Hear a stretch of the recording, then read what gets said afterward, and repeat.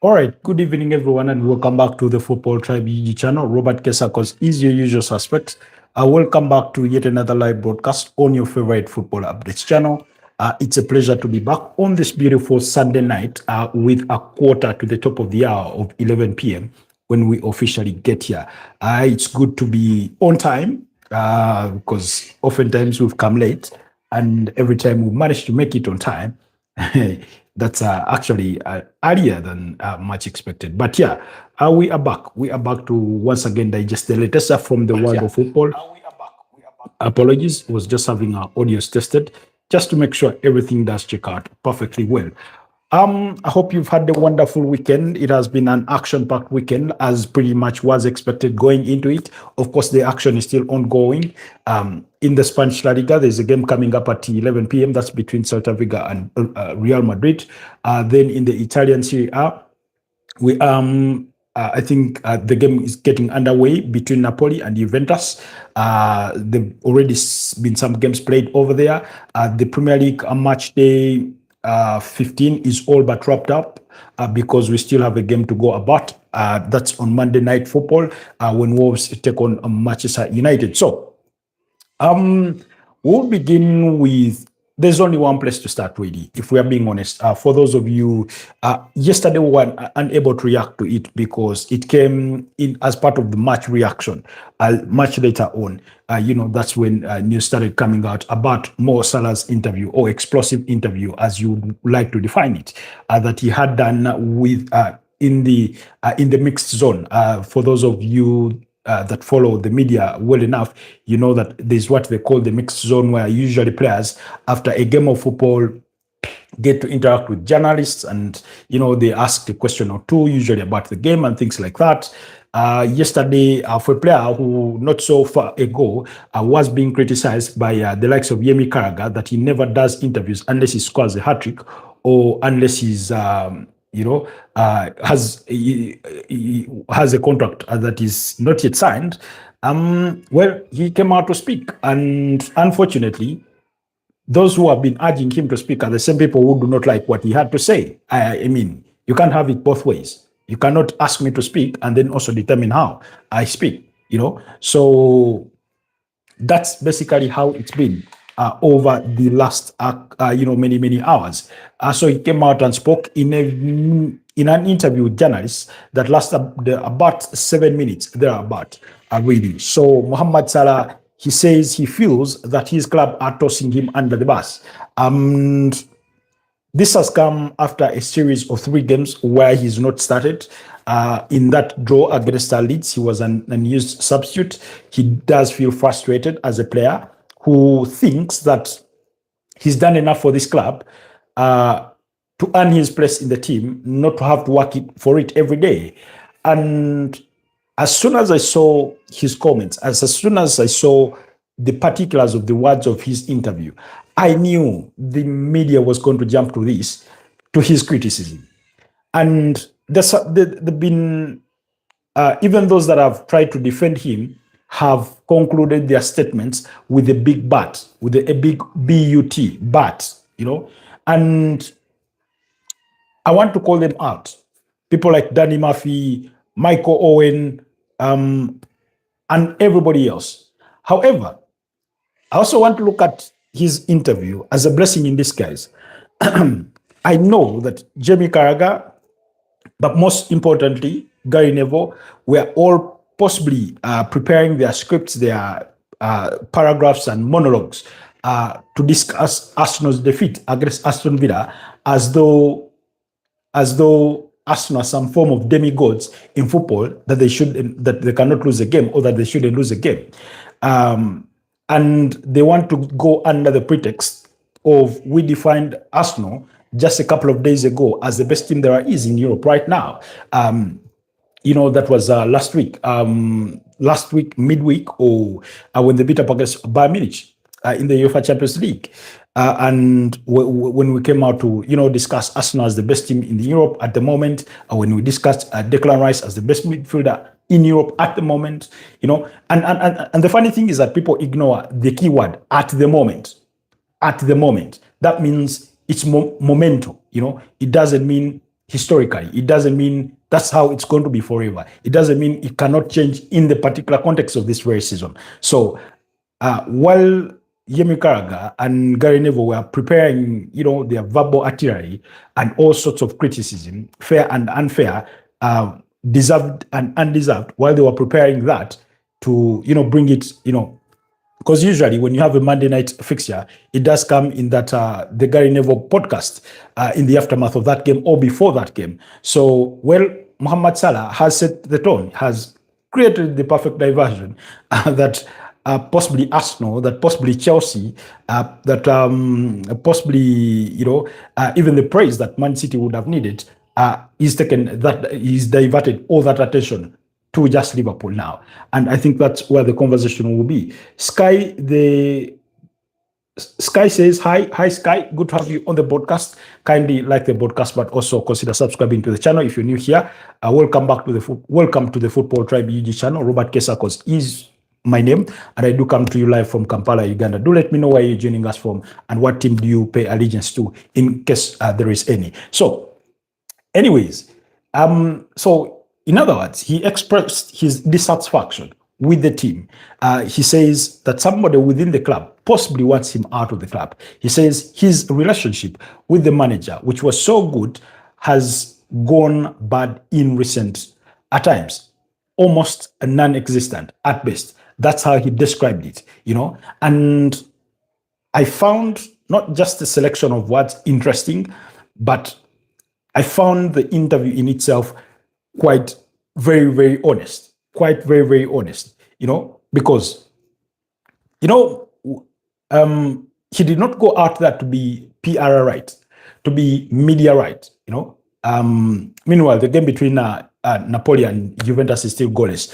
We're into about the 6th minute of the game thereabout, since the start. So he did not go there to be media right. He went there to speak his heart, to express his dissatisfaction, to express his frustrations as a player, not just as an ordinary player, as a player that is, by his own status, by his own contribution to the club, is in the realm of a legend. He is a living legend at the club. And that we will get to see some of his contributions to the club, not just individually, but as part of a collective, a group of team that has won, a major silverware and things like that. So, in the last couple of games, like I've said, over the last 3 games, he's not featured much. But in the Leeds game, he was an unused substitute. And for a player of his caliber, you want to play. Even when you're not having a good spell, you still want to play because you have that belief within you that anytime things can happen for you, that anytime things can fall in place for you, because it's about keeping, you keep showing up, you keep putting in the hard work, and for a player of Mohamed Salah, freezing him out of the team, as at least it did appear to be. And as we speak, there's speculation that Liverpool are considering leaving him out of the squad for the Inter Milan game, because in midweek they have a game in the UEFA Champions League against Inter Milan. But whatever the final decision will be, and I've also seen reports that the club is set to demand a public apology from Mohamed Salah because they are unhappy with his comments, or they feel betrayed or had done by his media comments. And I will say this because as soon as he did that interview, I knew that he was going to be jumped at, that everybody was going to criticize Mo Salah, and that it was going to be looked at in the context of he is trying to make it about himself and not the team. What is it about this Liverpool team that we've not discussed? Let's be honest. I think we've discussed it all. But before we get into the depths of that, let's see what some of his words were, some of his comments, as quoted by BBC Sport, were, but he does feel sort of tossed under the bus,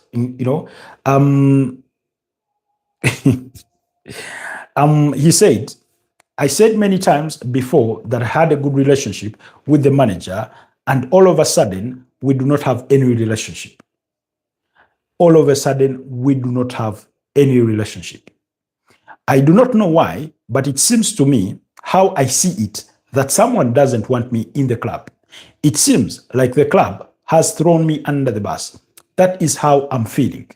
I think it is very clear that someone wanted me to get all the blame. This club, I will always support. I will always support it. My kids will always support it. I love the club so much, and I will, and I will, and I always will. I do not have, sorry, he adds on to say, it, in brackets, the situation is not acceptable to me, to be fair. I do not get it. It's like I'm being thrown more under the bus. I do not think I'm the problem. I have done so much for this club. I do not have to go every day fighting for my position because I earned it. I am not bigger than anyone, but I earned my position. It's football. It is what it is. So these were part or some of the comments by Mohamed Salah. What are you talking about, Sky? I'm talking about football. And we're discussing Mohamed Salah, the Egyptian international, 33 years of age, Liverpool forward. That's what we are discussing in case you're lost in context. So we are talking about a player who over 420 appearances for Liverpool has scored 250 goals. We are talking about a player who has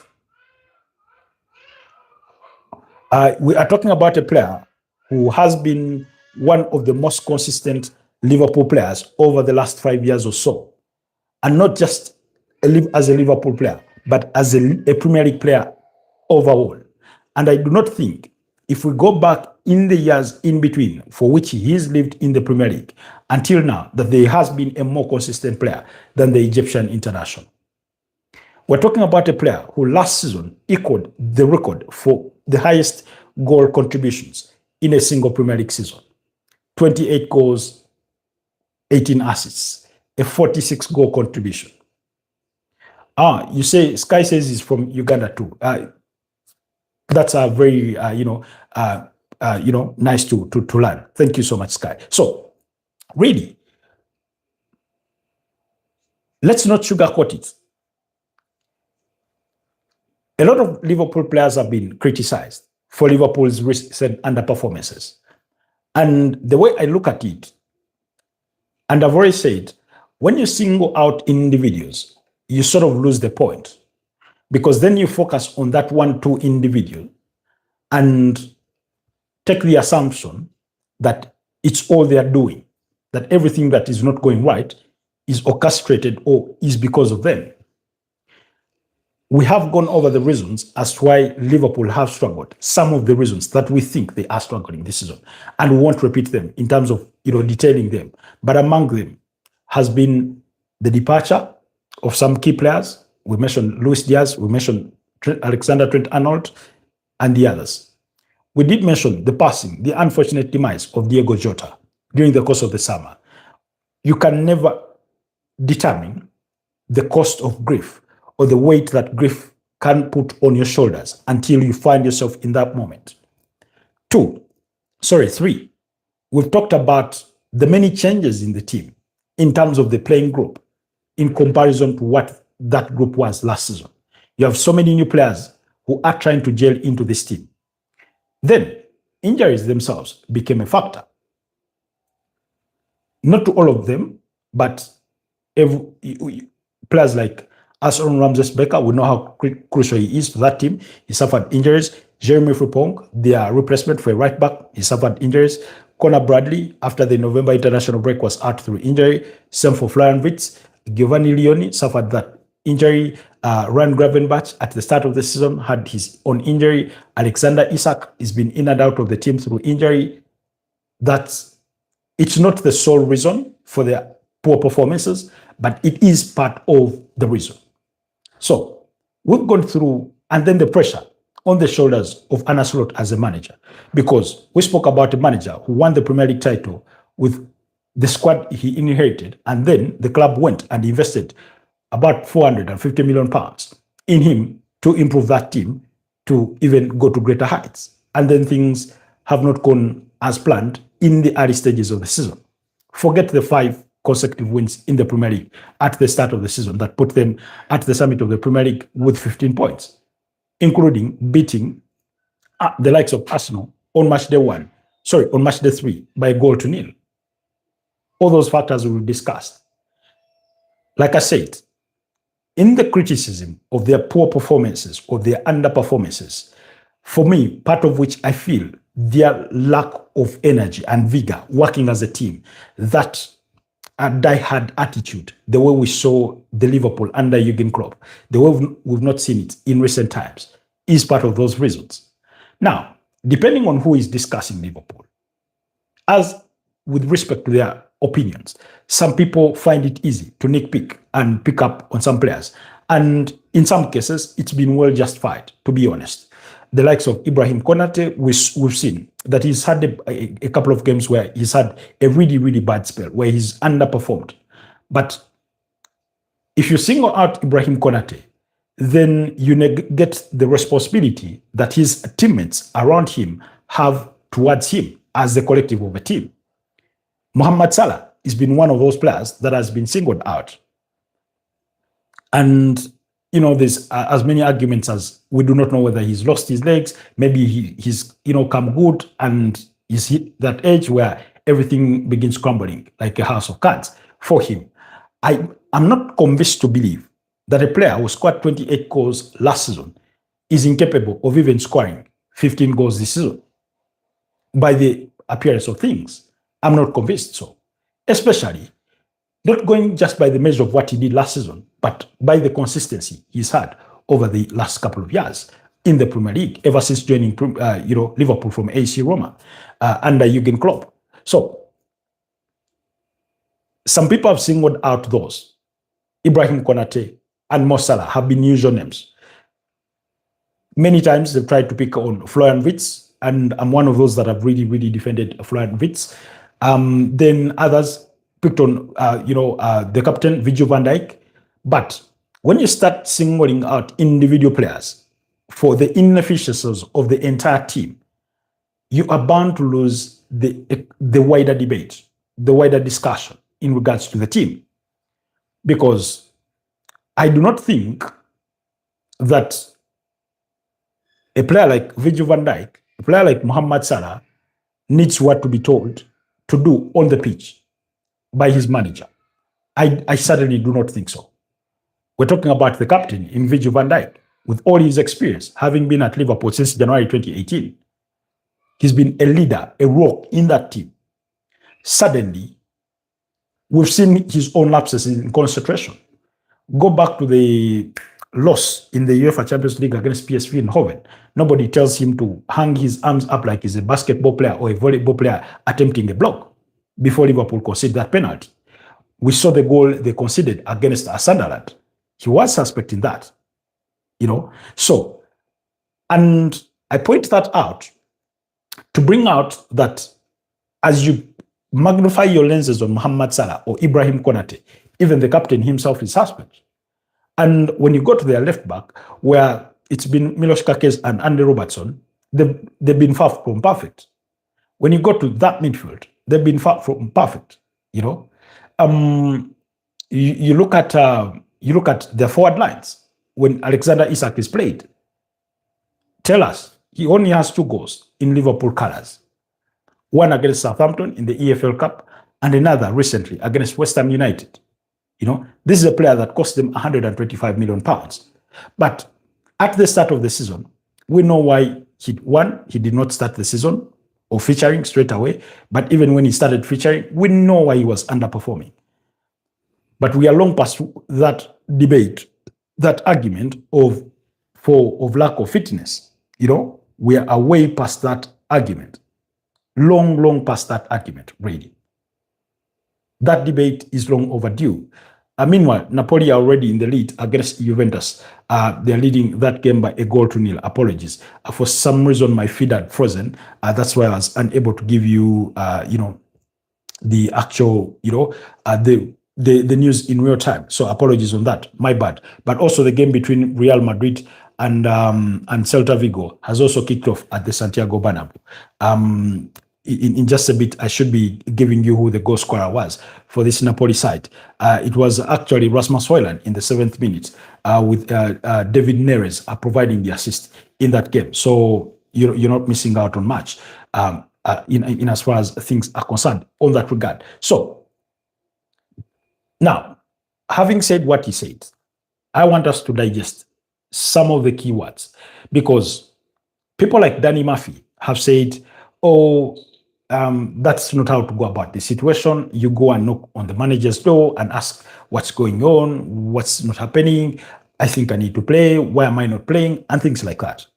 Now, you see, when you react to the statement in its overall, without breaking it down, again, you're bound to lose certain key words or statements. One, as a player, he feels, and he emphasizes that how I see it, how I see it, he feels that somebody doesn't want him at that club. Then he also adds on to say that it seems like the club have thrown me under the bus. In other words, amidst all this media criticism of his underperformances, and he has underperformed by his own measure of standards, but that happens even to the best of players. It has happened to Harry Kane multiple times. I remember particularly in the aftermath of the World Cup, I think either 2018 or 2022, one of those two. But let me see, possibly one of those two. Season starts and Harry Kane goes a good number of games without scoring. And, the English media, as we know it, we're jumping to his defense. The player is tired, the goals will come. In other words, they're calling for patience with him. He's just played the full season and then he went straight to the World Cup. He's hardly had a summer break and a preseason, and therefore, all sorts of good, defending narratives, which is okay to defend. But the selective nature with which the media protects some players and then criticizes others is usually the pain point. Again, we've seen it all with the likes of Marcus Rashford.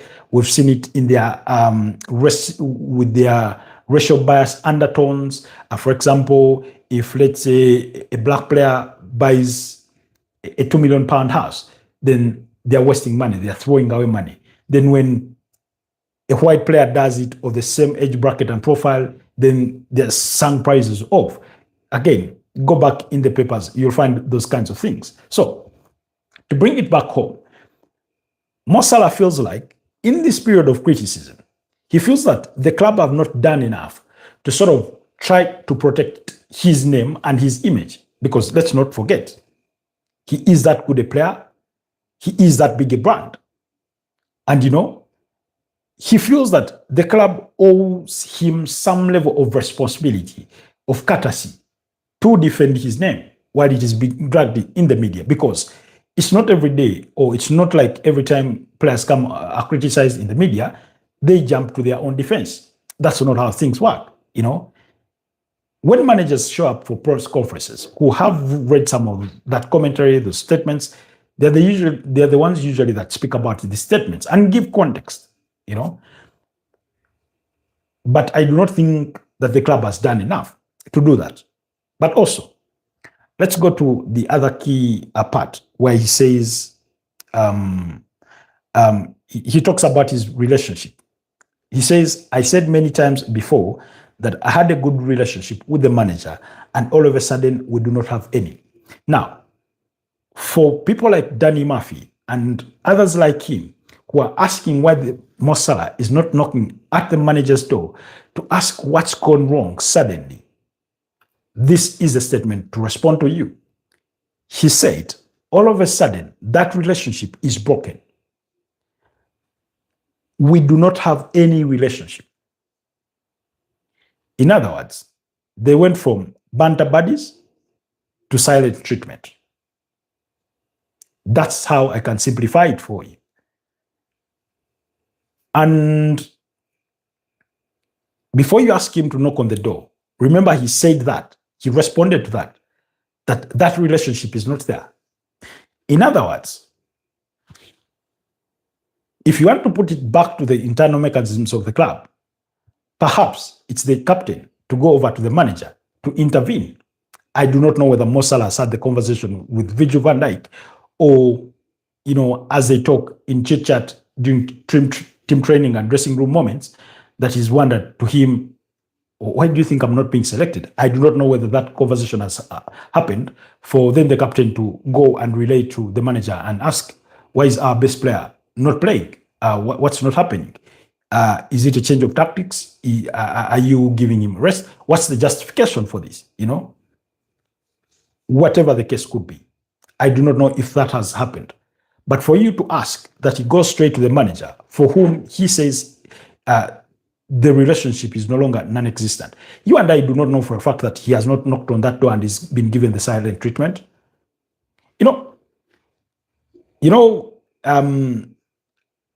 If you've worked in an organization before and you seek an audience, let's say with the HR or your boss or the CEO or whoever, managing director, etc., whoever it could be, we know for a fact that those people can be dodgy themselves. They can dodge employees. You set up a meeting or you want to request for a one-on-one, and then their secretary or that's very individual tells you, oh, I'm busy, we will talk later. Hey, check on me tomorrow. Then tomorrow they do not show up within the work environment. Or, every time you knock at their door, I'm busy, come later, let's talk in the evening. And then when evening time comes, they've already exited. Things like that. We do not know if the manager has also been dodgy to Mohamed Salah before he came in the media. I do not want to believe that for what has happened to Mohamed Salah, because it's not like it's happened all season. This has been in a short span of the last 2-3 weeks. Actually, the last 2 weeks, I do not think that in his first mindset was, oh, I'm going to go to run to the media with this. I do not want to believe so. I think a player like Mohamed Salah, I give him the benefit of doubt for his maturity, his level of professionalism, having been around the game long enough to know how things work. Usually when players are having challenges with their clubs, ordinarily, you'll start to hear reports and undertones of their unhappiness, of their discontent, or issues in and around the club from sources that could be close to those players. You'll hear them from their personal relatives, in case they are that close, or they usually comment about how, their person plays. You'll hear them from the players' representatives in terms of agents and things like that. But you've not had anything of that semblance with Mohamed Salah. You've not had it. In other words, he's been silent. And like I said, we do not know for a fact that behind the scenes, he's not sought an audience with the powers that be that he thinks owe him a certain level of explanation for this. The game over the weekend, I think that they're supposed to take on Brighton. It's supposed to be his last Premier League game before he flies off for the Africa Cup of Nations with Egypt in Morocco. And after which he's expected to return to the club. He was asked whether this will be the last time we see him in Liverpool colours. Your guess is as good as mine. The way football goes is you can never be told enough to see what will happen tomorrow. That's just the nature of it. Today you could be a darling in the team, and tomorrow you're on the market. That willing buyers are being accommodated, to the club is listening. In other words, the club is listening to offers for those that are willing to take you. And once they begin those negotiations, it is up to you and your representatives to say, okay, if we are done here, where is our next destination? Luis Diaz kind of style. But so I do not want to think, as the media wants to paint it, that suddenly Mohamed Salah chose to fly out with his comments. No. He thought this through and he selected his words carefully. He drew examples, comparisons, and he drew comparisons with Harry Kane. You remember I also made reference to Harry Kane. And let me see if I can find that comment where he makes reference to that. Let me see. God, help me find it. But yes, here's the comment. He said, "Can I give an example? It's silly, but I'm sorry. I remember a while ago, Hurricane was not scoring for 10 games. The media were like, oh, Hurricane will score for sure. When it comes to Mo Salah, everyone is like, he needs to be on the bench. I'm sorry, Harry." Again, spot on. Like I said, he prepared himself for this moment. He knows the trend, the narrative that the media drives. And Liverpool's former defender, Yemi Carragher, is culprit in this. He knows. By the time he draws the example of Hurricane, he knows how the English media rumor mill and the whole of it whips, the narrative to bend it to their own wills and desires. When they grow tired of you, when they grow out of patience with you, yeah, they're going to throw you under the bus, regardless of who you are. But when it comes to their own, and allow me to give my own example in this one. The reason as to why I thought Erik ten Hag was never going to succeed at Man United was the way he handled the Jadon Sancho situation. Now, to be fair to you, Sancho may have not done any favors to himself in the way he reacted to the whole situation and what transpired after. But if you're a foreign manager, you ought to tread carefully with how you treat English players. You ought to tread really, really carefully, especially when it comes to the white ones. Okay, but overall English players, you ought to tread carefully with your words, how you treat them. Recently, you've had what you would say otherwise PR incorrect statements from Ruben Amorim on Kobbie Mainoo. In other words, the way he's handled the situation, he's sort of not protected the player enough. At least that's what I feel. And I feel that even Ruben Amorim could be soon wearing down the patience or the leeway, the olive branch, the carrot that the English media has extended him. Because once they start cracking the whip on him, he won't like it. Especially if you begin undermining English players. Now, Kobbie Mainoo may not be the most darling of English players, but we're talking about a player who, according to England, was very, very critical to their performance that saw them reach the finals of the Euro 2024 before losing to Spain to end up as runners-up. That's the player you're talking about. He was a mainstay in that team, and not just a figureful, but an impact player, a crucial player in that squad. So, if you're going to begin sending undertones on him that are not in good taste for the English media, you could soon or later be wearing down your patience with them. So Mohamed Salah, he too knows how the media cracks the whip. He knows the narrative that they build. He's given you the example that as much as he loves Harry Kane, but when he wasn't scoring for maybe 10 games or so, he was protected. He felt he was protected. They were like, oh, Harry will score for sure. But when it comes to Mo Salah, then suddenly, oh, he needs to be on the bench. Now, I'm not against Mo Salah being on the bench because tactically, at the end of the day, the manager has to choose. But you cannot tell me that suddenly Mo Salah is too poor to even be afforded the last 30 minutes of the game, the last 20 minutes of the game. Again, let's briefly look at his numbers before we go back to some of his keywords. When you go back to this, how many? This is about 8 seasons of Mohamed Salah in the Premier League. 2017-2018, 44 goals, 16 assists. 2018-2019, 27 goals, 10 assists. The other one was a 60-goal contribution, subsequent was a 37 goal contribution.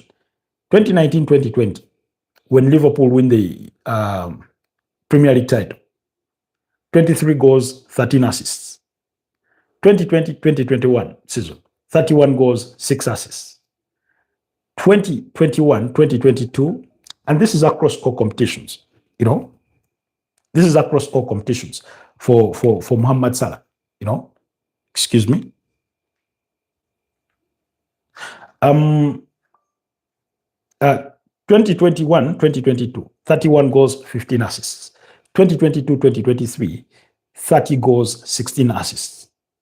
2023-2024, 25 goals, 14 assists. 2024-2025, 34 goals, 23 assists. That's across all competitions. That's the level of consistency. That's the player we are talking about. That's the player who says confidently that I have earned my place in this team. He's not a Conor Bradley. He's not a Harvey Elliott who needs to constantly prove himself every game day, every training session. No, he's not that caliber. He's way past that. Based on his contribution to this team, he's helped them win the UEFA Champions League 2019. He's helped them win 2 Premier League titles, 2020 and 2025. They've won an FA Cup, they've won a UEFA Super Cup, they've won a Carabao Cup in 2024. That's the kind of player we are talking about. You have really spoken my mind on that Mo Salah issue. I agree with you that Amorim is about to walk on the same slippery road with Kobe like Ten Hag. Exactly. When it comes to how you handle English players in the eyes of the media, you ought to tread very carefully. You have to choose your words wisely. Otherwise, you could be a darling in the morning and an enemy in the evening, in the eyes of the media. And once they begin clapping on you, your days are numbered. And with Mo Salah picking on the context of Hurricane to drive his narrative home or to emphasize the point of his situation, he couldn't have been more spot on. All I want, and I'm not saying that Mo Salah is above criticism. I'm not saying he's too special to be criticized. I'm not saying he's too special to be sat out a game. No. He is the kind of player who, if you're not going to play him, one, you owe him a courtesy conversation to say, look here, I think things are not happening for you. Because we're talking about a player who was close to Diego Jota. He was among the players in that Liverpool dressing room that was close to Diego Jota. So the consequences of losing him as a friend in the dressing room or even beyond or even outside the dressing room, we can never know beyond what he's going through. And when it comes to on the pitch, when things are not happening for him, in addition to that, that's in the combination of all those factors, that's where he feels the club is tossing him under the bus. In other words, he ought to be protected.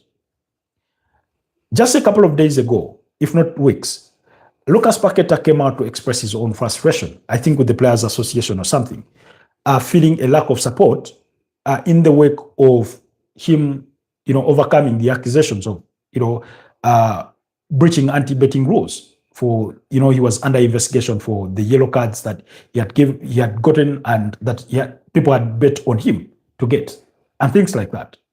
He expressed his dissatisfaction, how psychologically that affects you as a player.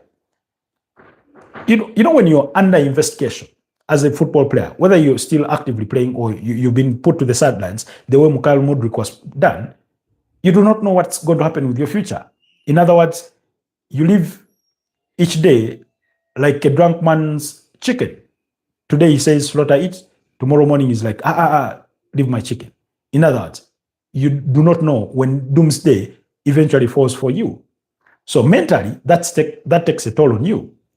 So flip things back to Mo Salah. When you're not contributing as he customarily contributes, and you've lost a teammate who was, according to the media, was a personal friend to you or you are close to, we do not know how that is affecting you. And there's nothing to say that players of his caliber do not get affected by the overall poor performance of the team. because he knows more than anybody else that it's not about him, it's about the team. And he says that just as much. He knows that it's not about him, it's about the team. It's a team sport. So he cannot bring himself out in isolation to say it's all about him. And that's what the media, the narrative they're driving to say, oh, he's trying to make it all about him. No, he is not. He is not. And again, I think the timing of it, again, is equally well selected because he knows that in a week's time, he will be playing his final game, if possibly chosen, or final games against Inter Milan and against Brighton before he sets off for the AFCON, regardless of how far Egypt go. He will end up back at Liverpool. But at least that period, whether it will be for only 3 weeks or 4 weeks or 2 weeks, it will give him a bit of a breather to be away from the media or away from the eyes of the cameras of the Premier League. But guess what will happen? Should Egypt, by any measure of their own standards, underperform at the Africa Cup of Nations, that narrative is going to become an extension to Mohamed Salah when he returns to the Premier League. I'll give you an example again. And this is not a football example. A couple of years ago, Maria Sharapova was banned from lawn tennis. I think it was for a year and a half or so. It was banned for substance abuse, which, according to her, was accidental, did not take it unknowingly. But every time the BBC wrote about Maria Sharapova, even in the wake of her return after serving her suspension, there's no single time they wrote an article about her without reminding us about that ban. There wasn't a single time. So what the media does is constantly find a way to bring something bad or new in the media. So for example, if they are writing about Mo Salah in the context of Liverpool, if Egypt underperform at the Africa Cup of Nations, he will be painted as the villain as to why Egypt underperformed, regardless of the context of the entire team. Somehow, if they do write articles about him, they'll find a way to interlink those. And it continues as a conveyor belt. Now, and the funny thing is, if he comes back and suddenly bounces back into form, and let's say goes on and scores, maybe in 3 or 4 consecutive games, you will hear words like, never in doubt. Good players are like that. They may have a bad spell, but they always bounce back. Like, it's not the same faces that were literally burning him into ashes just a day or so, or weeks ago. It's the nature of the media. We do not like it, but that's how the English media behaves. That's how the English media behaves, really. So I do feel for Mohamed Salah. I do not think or believe that he deserves even the slightest of treatment that he's getting. Like I said, he is not immune to criticism. He is not above the team. He's not bigger than the team. Even he himself said that. He knows it. But he's built the reputation at the club that he is owed a courtesy conversation. Whether it's from the club's technical director, from the club manager in Anna Slot, and whoever the powers that be. Again, just this week or last week, we're hearing that Ronald Araujo was going to be away from the Barcelona team for purposes of, for psychological reasons. In other words, for his mental health reasons. Now, there's a lot of ways that a club can go about this. If the intentions are as the way they appear, at least in the eyes of Mohamed Salah, you sit down with the player and say, look here, we've noticed you're having a difficult start to the season. You're not the only one, but we want to protect you. We are thinking this is how we are going to drive it. We're going to say you're away for personal reasons, or we will say you did not make the matchday squad because you had an illness or something, or you felt an ego. There's all sorts of ways, clubs can spin this. And they let you find your right mental space if they feel that is part of the issue, you know. So there are ways to go about it. It's not like putting a player on the bench is everything, is what solves the situation. It's not, never, because it's a bit of a catch-22 between player and managers. One, I've said this about Alexander Isak. Anna Slot, one of his undoings in the recent couple of games was he was trying to play Alexander Isak into form because he cost the club a fortune. And while doing that, he then lost the form that Ekitike had. Now, of course, Ekitike had been at fault for his red card against Southampton, but you go past that. He's a 23-year-old, can lose his head. Even the most senior of players lose their heads. If Zinedine Zidane lost his head for a moment at the World Cup finals in 2006, headbutting and Marco Materazzi, how about Hugo Ekitike to take off his shirt after scoring against Southampton? You forgive that and move on. So that in itself tactically cost him. When it comes to Mohamed Salah, perhaps the manager is thinking, okay, my good player is having a bad spell. Maybe if I try this out, put him out of the team and start with Franvich to the right wing, maybe I can get a better result. Now, the reason as to why it's a catch-22 is that you do not regain the players' confidence by sitting them on the bench. It's by continuously playing them, showing them that trust. But like I said, there's a way to do it. You cannot tell me that you can fail to accommodate Mo Salah 10, 15, 20, 30 minutes in a game. That at that point when they are 2-0 up against Leeds, why not bring him on? When Dominic Szoboszlai scores in the 80th minute, why not bring him on when it's 3-2? And I'm not saying if he comes on, then suddenly they're not going to score against them and it doesn't end 3-3. That's not the point. The point is finding him, playing time, because it's that keeping the trust in him is what drives him to say, at least I have the manager's backing. I need to keep working hard. Eventually things will fall in place, So, guys, I'm sorry if I bored you for going on for, 40 minutes or so discussing Mohamed Salah, but he is that caliber, a player that cannot be ignored. He is that type of player that right now he's the 4th ranking player in the Premier League's all-time goal scorers. Aaron Shearer, 260 goals. Harry Kane, 213 goals. Wayne Rooney, 208 goals. 4th is Mohamed Salah with 190 goals. Below him are players that are no longer playing. In Andy Cole, Sergio Aguero, Frank Lampard, Thierry Henry, Robbie Fowler, and etc. So really, he's worth all the time that we can dedicate to him.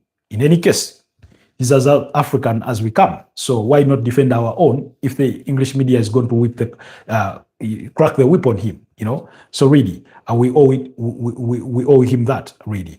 So I think ever since joining them from AC Roma in 2017, of course he had been part of that sort of a threatening AC Roma team that was under the charges of, I think, Rudi Garcia, that almost came close to winning the Scudetto during that time. He's done tremendously well, really, really. Like I said, I do not think there's been a more consistent player than he has been over the last almost 8 years. 8 years actually. And this being the 9th year and things like that. So we owe him that. We really, really do owe him that. So let's okay. There's another comment from him that I was looking for, where he said this about he said he will come for the Brighton game on the December 13th. I do not know if I'm going to play or not, but I'm going to enjoy it. In my head, I'm going to enjoy that game because I do not know what is going to happen. I will be in Anfield to say goodbye to the fans and go to the Africa Cup of Nations. I do not know what is going to happen when I am here. When I'm there, when it's over at AFCON. Whatever the discussions will be, we'll wait to hear from the club. But again, like I said, he does feel the personal frustration.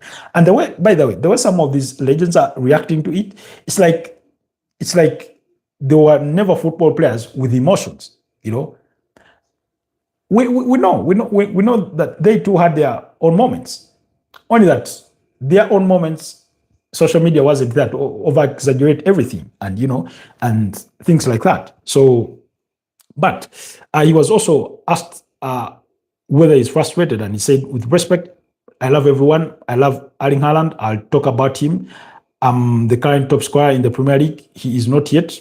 He's going to win it, hopefully, and that's fine for him. I love him, and there's a lot more that he said. But for me, I really chose out those words from him, the particular phrases that we've discussed, because I feel that what paint the real essence of what he was trying to drive home. So let's hope that, for me, I really, really hope, one, that he stays with Liverpool at least until the end of the season and then gets to decide his future. But also, we've also had reports that some senior players were sort of in favor of the sacking of Arne Slot. I do not know whether those rumors hold the gravitas that with which they are written, or they are not worth the ink with which they are written. But that speculation is on there, and and I said this, for as long as Liverpool do not bounce back, the speculation is already going to be there. The same way we say it about Manchester United, that for as long as they lack that consistency of good results, the jury is always going to be out there on Ruben Amorim. That on any given day, you can never do away with the rumors of speculating that maybe Oliver Glasner could come in and things like that. So you cannot do away with those kinds of things. But I thought, that's it on Mohamed Salah. We will only wait to see how things shape in the next couple of days. Like I said, they do have a fixture against Inter Milan in the UEFA Champions League. I think what could happen over there could tell us more in regards to what to expect on the Mo Salah treatment. That game should be coming on Tuesday at 11 p.m. Liverpool will be playing away in Italy. So, yeah. Paul says, great show. I'm enjoying. Just thank you so much. Thank you so much, Paul, for dedicating the time to be a part of the show. And thank you so much for your submission in that regard, to that effect. But yeah, that was it. That's it for Mo Salah. As people continue to react to the story, to digest it further. We could pick on more facts that could further shape our debate. But for me, I just wanted to not just to jump to his defense, but to call it for what it is. Anyways, in the Premier League today, unexpectedly, Brighton shared the spoils with West Ham in a 1-1 draw. Our prediction had been a 2-1 victory in favor of Brighton, but West Ham managed to score in the 73rd minute through Gerard Bowen, with Callum Wilson providing the assist, but were not able to hold on to that lead because they did concede in the 91st minute through Rutter, with Van Hecke providing the assist to restore parity for Brighton, and it finished 1-1. Then, where we had predicted a 1-1 draw between Fulham and Crystal Palace, Crystal Palace managed to nick it with a late header from the captain Mark Gay, who scored in the 87th minute to add to Eddie Nketiah's opener, which had been cancelled out by Harry Wilson's goal in the 36th minute of the game. So a beautiful game of football there in the London Derby between those two sides. That means, by the way, that with that result, Crystal Palace are in the top four. As we wait.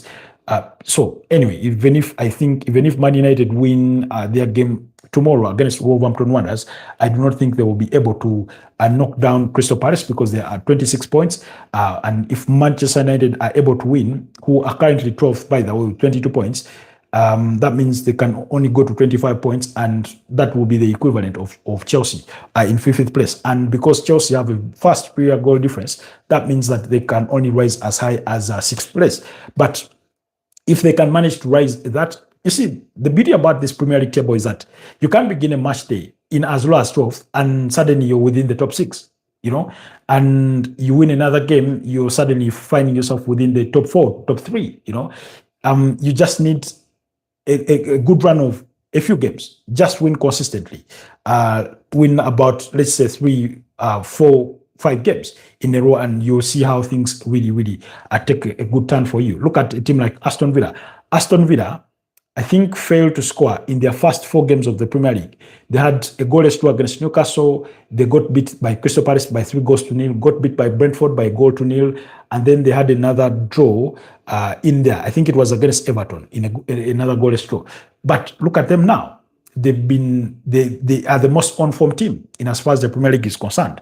They've won, I think, 8 consecutive games as far as the Premier League is concerned, and they're as high as third. Only 3 points off the top, the top of the Premier League table. So, whereas it does appear like it's already doomsday for many of these teams. Let's say, if, God forbid, if Man United were to wake up in the second part of the season and go on a winning run of 10, 14 games, suddenly they will be in huge title conversation. But because when you look at the table, they look to be as down as a 12th. Well, you may think that it's all doomed. Paul says, I missed yesterday's show. I would like to hear your thoughts on Arsenal's loss. Yes. Arsenal's loss is one that I, for one, had almost foresaw.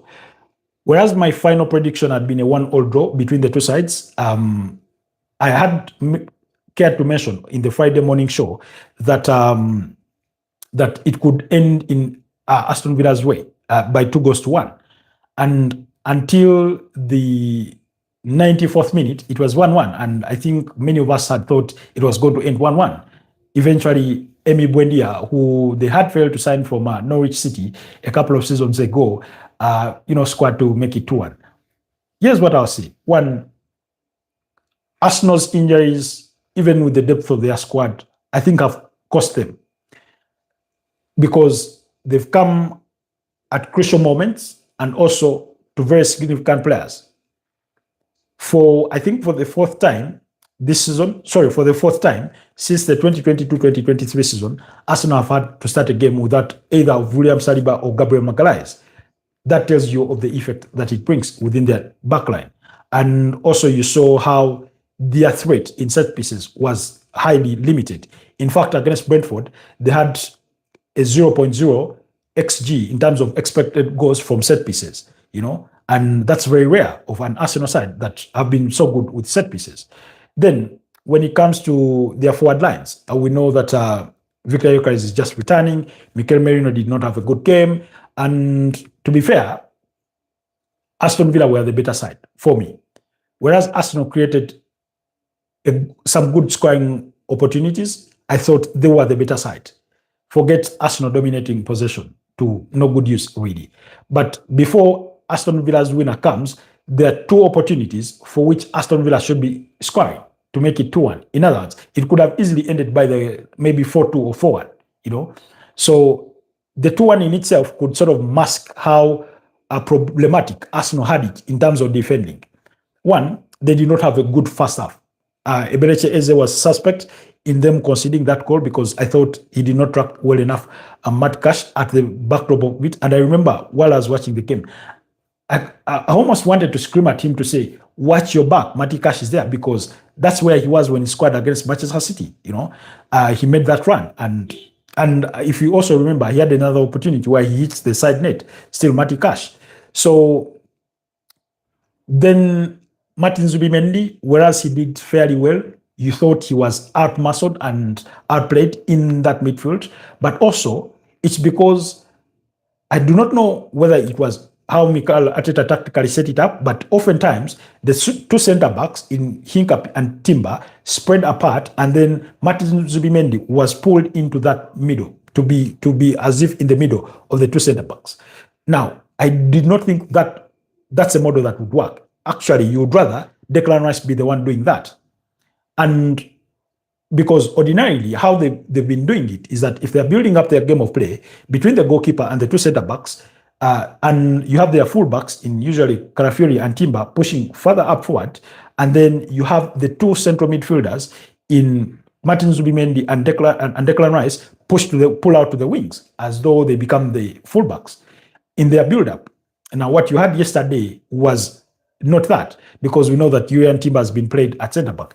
Now, I saw a comment from an Arsenal fan saying Urian Timber does not deserve to play centre back because he's not good at it. And I want to differ on that. One, he plays as a centre back for the Dutch national team, but also coming from Ajax, he was a centre back. In fact, all Arsenal's defenders are centre backs ordinarily, who can play in a position or more.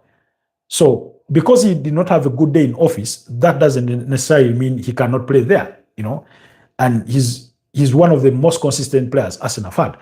But to be fair, both centre backs had their lapses in concentration, for which Aston Villa again could have pounced on, but never did. Then Pierre Hincap was suspect for that final goal because before the goal, he sort of has a heavy touch of the ball and the ball runs off of him and it goes out in more or less a dangerous zone, as opposed to him having booted it high up the pitch because it was almost the final minute of the game.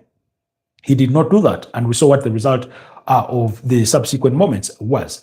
So overall, they did not have a good game. Martin Odegaard, some people have criticized him, but yesterday I saw him trying so many times from distance to go for that shot that they are often demanding from him. But that's the nature of football fans. When a player does A, you want him to do B. When he does B, you want him to do A. So, but I thought his game was fair. I thought it wasn't so wise withdrawing off Ebeleche Eze.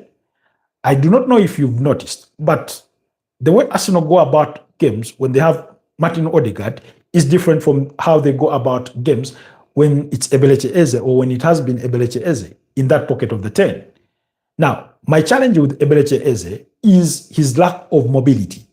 When you watch him, his mobility or fluidity is not as good as that of Martin Odegaard, because I want him roaming around the entire arc of the 18 yards box or corner to corner of the 18 yards box and slightly back, demanding for that ball to carry it forward, because we know he's capable. He's capable of taking on a player or two, dribbling past them and creating, a moment. Once in a while, okay, not once in a while.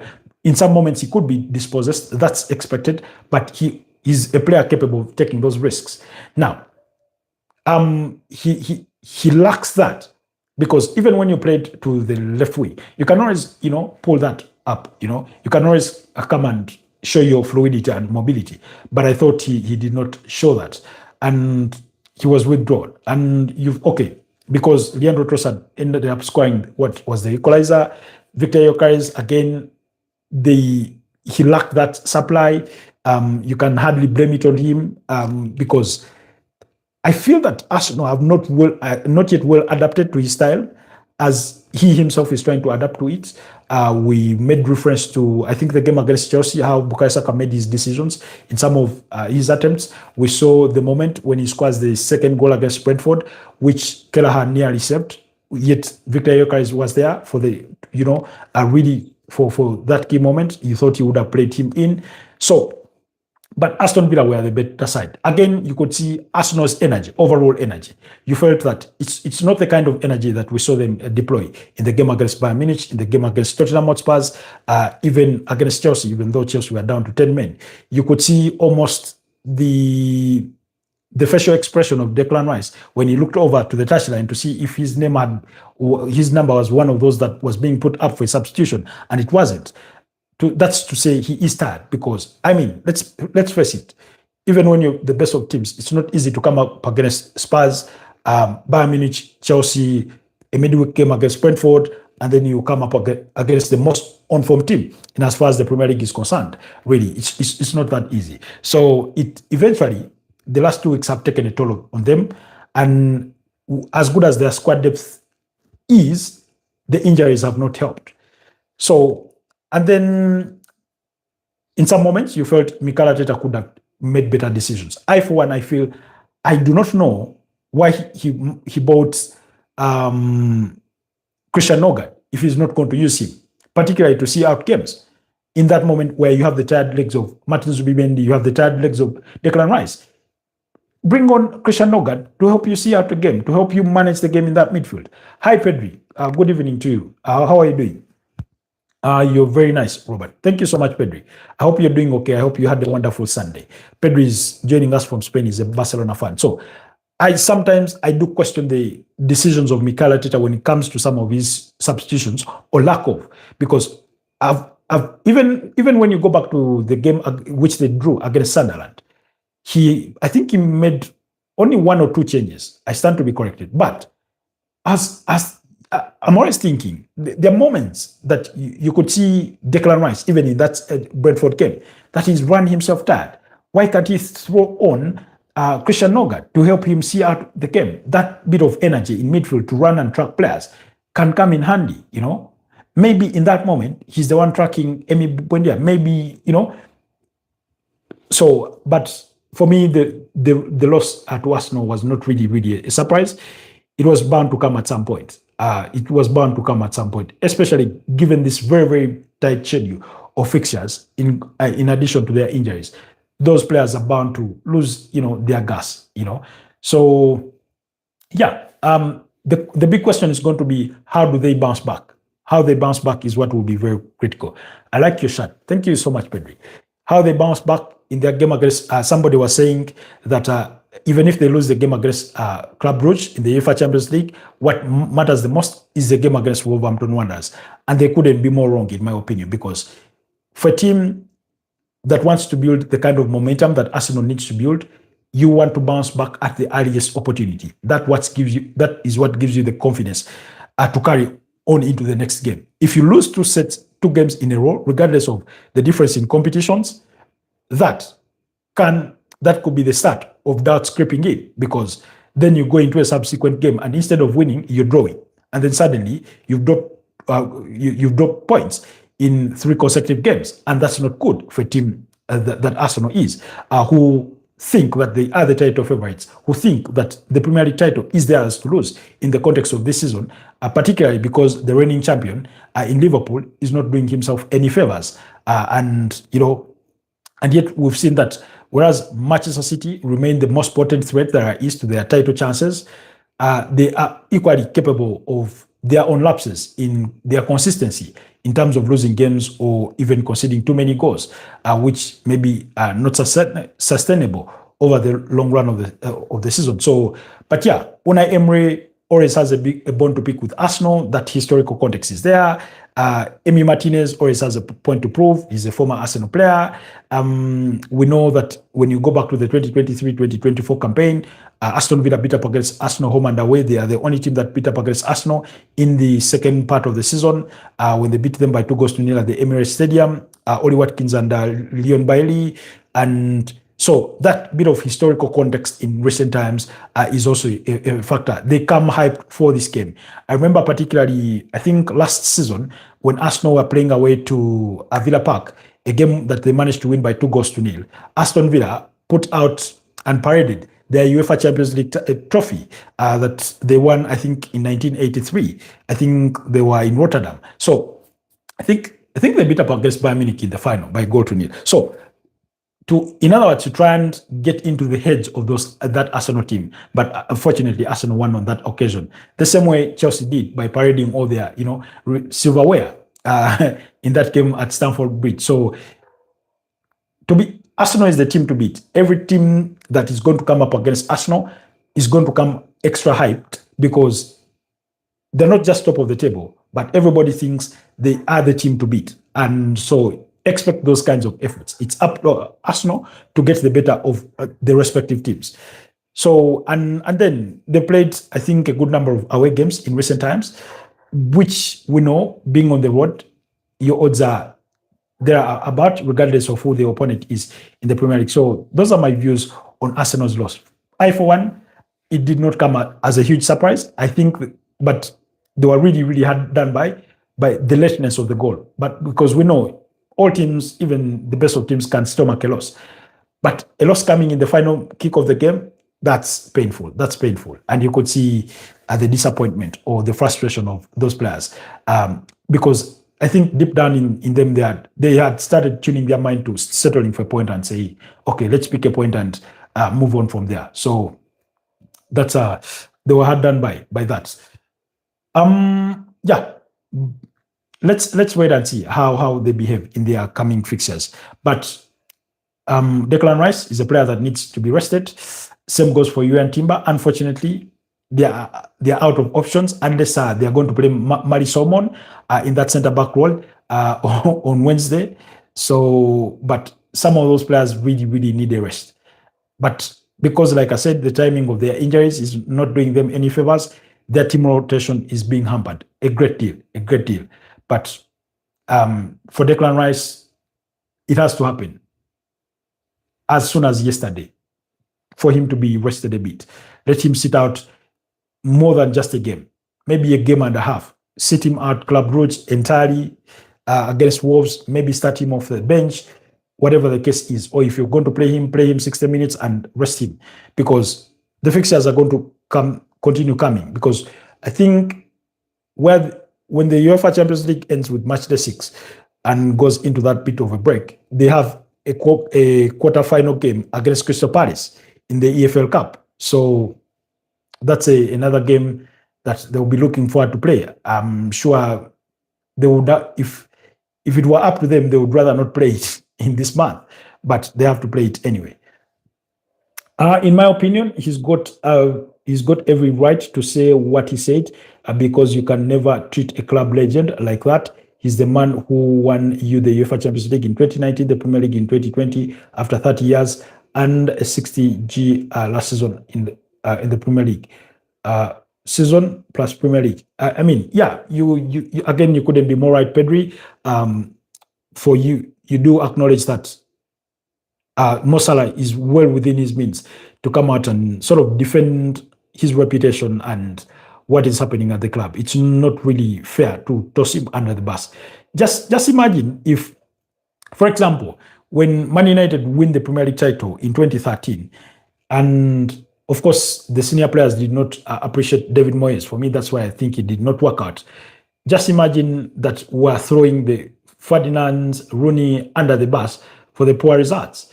You know, you remember when Barcelona was starting to drop off, you could not blame that on Lionel Messi. The same way you could not do it to Henry at Arsenal, the same way you could not say it to Cristiano Ronaldo, whether it was at Juventus or Real Madrid. I mean, the things Mo Salah has done for Liverpool put him in those sort of brackets. Albeit he's not won the Ballon d'Or, but I think you get the point that I'm trying to drive. So, yeah, I certainly do agree with you on that one, Pedri.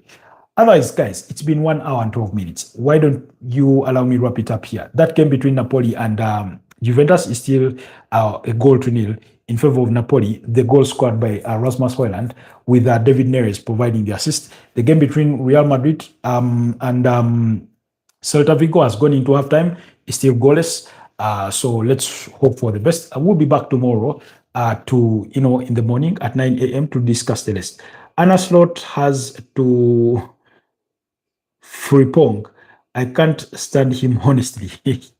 I don't know if Liverpool fans feel the same way about Anna Slot, but yeah, there's a growing impatience about Anna Slot among a section of Liverpool fans. So it is what it is in that regard. Oh, my chair wants to betray me. He's such a bad coach. Okay, not too bad, but bad things happen to good people as well. Thank you so much, Pedri. Thank you so much, Paul. And every single one of you that tuned into the broadcast, those that liked, those that didn't like, but were part of it, even if it was just for a couple of minutes, it's been a pleasure serving you. Let's do this again tomorrow morning at 9 a.m. To further dissect what's happened during the course of the weekend.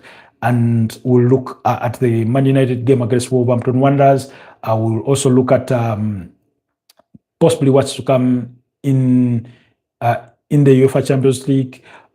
Somebody is going to get a red card in that game against Juventus. I mean, that's a dangerous tackle, really. They'll be lucky to escape with that card. Oh. Anyways, stay blessed, and I'll see you guys next time. Bye-bye for now.